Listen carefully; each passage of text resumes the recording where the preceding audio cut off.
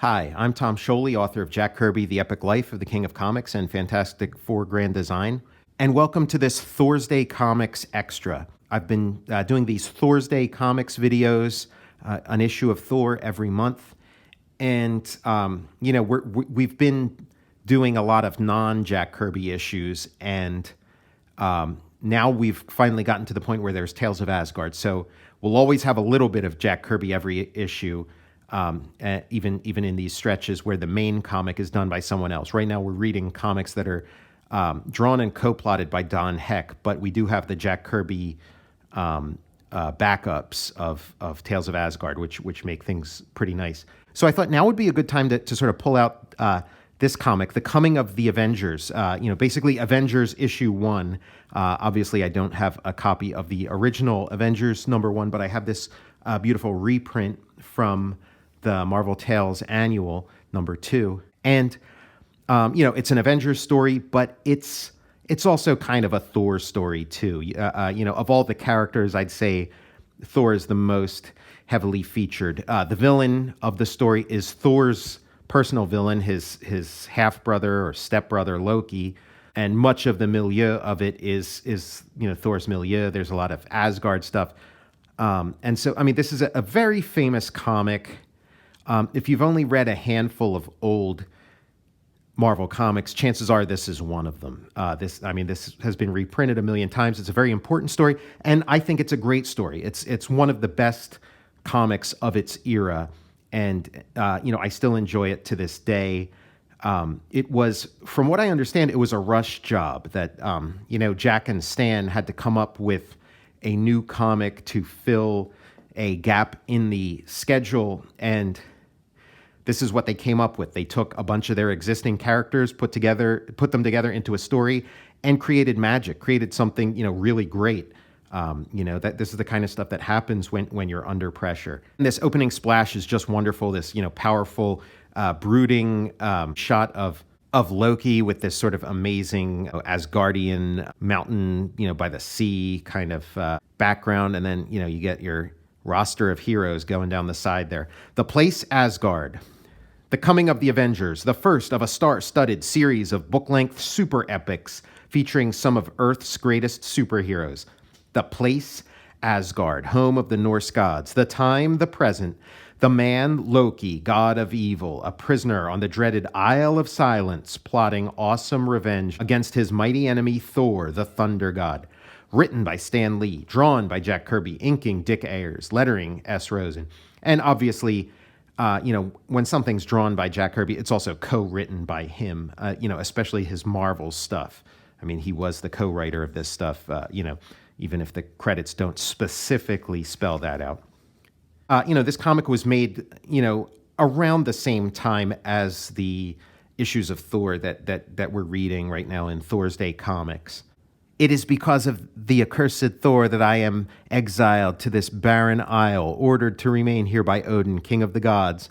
But though my body may be imprisoned, none may stop my magic powers from roaming the universe in search of revenge. So the standard beginning of a Thor story, we have, Loki imprisoned somewhere in Asgard, and he's looking for some sort of agent that he can use to, cause trouble on his behalf, some proxy. And so he's scanning the universe. He sees, Thor in his Don Blake aspect, practicing medicine, helping children, just being an all-around good guy. And so he's looking, and then he sees the Hulk. And he feels like the Hulk might be the perfect patsy for him. Although there is no evil in his heart, mankind fears him because of his awesome strength. He shall be the perfect foil for me. But wait, what diabolical scheme shall I employ? Ah, I have it, that railroad trestle. All I need do is project a mental image upon the tracks where the Hulk will see it. So he makes a hallucination of some dynamite on the tracks. The Hulk, who is basically a good guy, and at this point he's, got his act together enough that he's going to, do good deeds. So he's trying to, be Superman and save the day, but he's not as smart as Superman. He's not as graceful as Superman. He's a bit of an oaf, and so he smacks into the tracks. It turns out there was no dynamite there to begin with. He miscalculates his jump, And now he's trying to get the tracks put back together so he doesn't cause a crash himself. And he saves the day just in time. But, according to the witnesses, it looked like the Hulk was sabotaging things. And this is, just exactly what Loki wanted to happen. Now, Hulk in Attack on Train is on the cover of all the newspapers. Rick Jones, Hulk's best friend, reads about it. He's upset. He's not sure what to believe. He decides that if the Hulk is innocent, he needs help fast. And if he's guilty, it'll take more than the army to stop him. We've got to contact someone with equal powers, like the Fantastic Four. So he puts out the call to the Fantastic Four, and Loki knows that if the Fantastic Four gets involved, that'll ruin everything. So he takes the sound waves that Rick Jones's Teen Brigade are broadcasting via ham radio. He takes them and redirects them away from the Baxter Building and directs them towards Don Blake, towards Thor, who now has glasses. If he wasn't enough like Superman and Clark Kent, he's now wearing glasses in his civilian identity. Thor hears the message from the Teen Brigade that was meant for the Fantastic Four, turns into Thor. But what he doesn't realize is that even though he misdirected it away from the Fantastic Four, who would be the usual team you'd go to save the day, it's been picked up by Ant-Man and the Wasp. They launch into action. Tony Stark, by lucky I was tuned in to the right frequency. Things may have been too dull around here lately. He throws his armor on, flies into action. They finally get a hold of the Fantastic Four. We're wrapped up in another case now, son, but according to my calculations, your message should be picked up by some others who can help you. If you don't get help soon, radio back and let me know.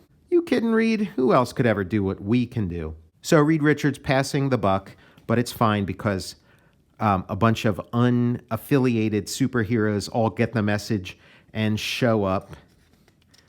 And, so Loki projects a fake Hulk. Thor goes and chases him and realizes it was an illusion. But where's the real Hulk? Well, not sure where the real Hulk is, but there's a new circus that has a clown robot that can juggle elephants and horses or whatever this is, and sea lions. Ant-Man finds out about it through his network of ants, and suspects this might possibly be the Hulk. Who could be that strong? And he does have the green skin. He rushes to the scene, instructs his ants to undermine the earth beneath the Hulk, so he falls in. He gets squished and smashes. I love these little, visual action sequences that Kirby does. Almost animation. They get a close look at him. It is him. I flew close enough to be sure. It is him. It's the Hulk. Now the Hulk's pissed. They're trying to capture him any way they can. The ants are heavily involved. Traditionally, in these super team stories, they have to split up.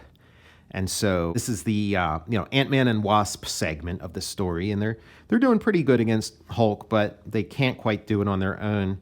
Hulk has the Wasp at his mercy after he blows some smoky air at her with this bellows. But Tony Stark, Iron Man, gets there in time. He's trying to get out. He's got some nylon safety netting, from the circus tent attached to him. He pulls the circus tent with him. Now the chase is on. Some physics, some comic book physics going on in here. As the Hulk bounces down and then bounces back up where he's behind Iron Man. Some dogfighting kind of stuff. I just watched Top Gun Maverick last night, and you see this kind of stuff. Here we're back to more Thor stuff. Thor goes back to Asgard, asks Odin for help, and what we're seeing is very, this looks very much like, the fully formed Jack Kirby Thor and Odin. Really, the only difference, Thor's still got the long-handled hammer. Noble Odin, Lord of Gods, grant thy son permission to visit Loki on the Isle of Silence, that I may learn if he is responsible for some deviltry on earth. We grant thee permission, beloved Thor, but hark to these words. Though you be the son of my heart, Loki too is my son. I cannot interfere in what transpires between you. I understand, Father. And so now we get some cool quest stuff, some, Lord of the Rings kind of action. He's on this boat And so, alone in the night, the mighty thunder god sets out across the sea of mist, aware that the enemy he seeks is also a legendary god, and the most sinister, the most dangerous of all. And so he's going out there, and then, some living trees, tangle roots, dreaded scourge of the swamps. Loki must have planted them here for unwary intruders. They're wrapping around Thor, but he swings his hammer and blasts his way through, makes his way to what he calls a flaming mountain, what we call a volcano. Just as I feared, it is spewing forth volcanic gas globules capable of sapping the strength of any god and then leaving him weak and helpless when they explode. This is almost video game stuff. Like a decade or two before video games. This is really fun stuff. Thor dives below. I must dive below while there still is time. Now he's underwater. He creates a typhoon with his hammer, finds Loki, throws it at him, but then he gets grabbed by the trolls. I love this part. This is just kind of like a really fun, unexpected twist. It feels very dangerous, very scary, but expands, the language of this world of Thor, of Asgard. The silent ones who live below, the natural enemies of the gods, the trolls. You have been away from Asgard so long that you may have forgotten, Thor.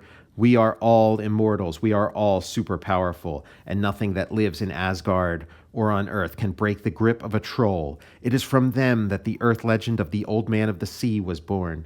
This is the trap I planned for you, Thor. I promised the trolls that if they obeyed me, I would deliver the mightiest of the gods to them. Now they'll drag you below, where you shall slave in their minds forever. Not yet, evil one, not while I have one hand free and can still pound my enchanted mallet on the ground. For remember, I am still god of thunder and the blazing lightning. Lightning so bright that the sensitive eyes of a troll used to dwelling in semi-darkness cannot bear it. And now that he has fled back to the Stygian depths from whence he came, it is time for you to taste the awesome vengeance of Thor. Stop, Thunder God. You have not defeated Loki yet. Stan Lee is really earning his pay here, really, coming into his own with that sort of, flowery language that he's known for, which is just so, perfect for Thor. I swing my hammer right through you, not through me, fool, through a mental image of me. Remember, Loki can match you trick for trick and then some. So now he's got to fight multiple Lokis, fleshes out the real one, pulls up some magnetism, which he uses to grab Loki. While back on Earth, the Hulk's getting away, and the Iron Man is on his trail. They end up at an auto factory. Again, finding interesting settings, interesting real-world, modern-day settings for this stuff. And so a big fight at an auto factory. I'm sure Kirby was looking at photos, magazine stuff to get some of the basic details and the basic rundown right. It's just a ton of fun. Big tire fight. Hulk is fighting back. Iron Man turns this big metal thing that he shoots at him, turns it into this hook to trap the Hulk. Hulk's cornered. And before the fight really gets going, Hulk, I want to help you, but maybe the police are right. Maybe you are a menace. You're too dangerous to run around loose. That's it. Come closer. Just a little closer. Once I get my arms around you, even that iron suit won't help you. I'm through being hounded. Stop. You two have no reason to fight. It's Thor. Who's he holding with his hammer? This is Loki, my arch enemy. It was he who planned the train wreck. It was he who arranged for the Hulk to be blamed in order to make me appear so that he could trap me. It would seem that he trapped himself. Loki, huh? You got me into this jam. Let me have him, Thor. Back, you human dolt. No mortal may lay hand on Loki. I have powers you never dreamed of. Hey, that glow, what's happening to him? He's made himself radioactive. I'll give you 10 seconds to leave, taking Iron Man with you. Then Thor and I will resume our battle. If you remain, you are doomed. But even as Loki speaks, a horde of ants swarm over a nearby switch as though obeying some silent commands.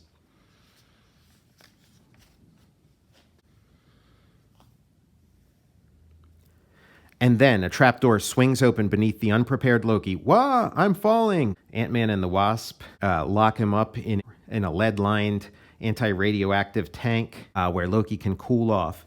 Great silhouettes here. Ant-Man pipes in. Wait, Before we separate, the Wasp and I have something to say. Each of us has a different power. If we combined forces, we could be almost unbeatable. Work as a team? Why not? I'm for it. There is much good we might do. I'm sick of being hunted and hounded. I'd rather be with you than against you. So whether you like it or not, I'm joining the, hey, what are you calling yourselves? That's right, we need a name. It should be something colorful and dramatic, like the Avengers or nothing. That's it, the Avengers. We'll fight together or separately if need be. I pity the guy who tries to beat us.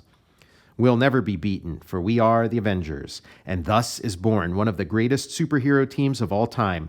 Powerful, unpredictable, brought together by a strange quirk of fate, the Avengers are on the march, and a new dimension is added to the Marvel galaxy of stars. You know, an issue 1 superhero origin story, they don't get much better than this. This is some slam bang action, taking full advantage of, having an expanded cast and their expanded worlds. And, this stands as, one of the great superhero comics of all time. And I thought it was worth including, as sort of a bonus Thor episode, a bonus Thor's Day comics episode, because of just how much of a Thor story this is. I'm Tom Scioli, author of Jack Kirby, The Epic Life of the King of Comics, and Fantastic Four Grand Design. And I'll see you next time.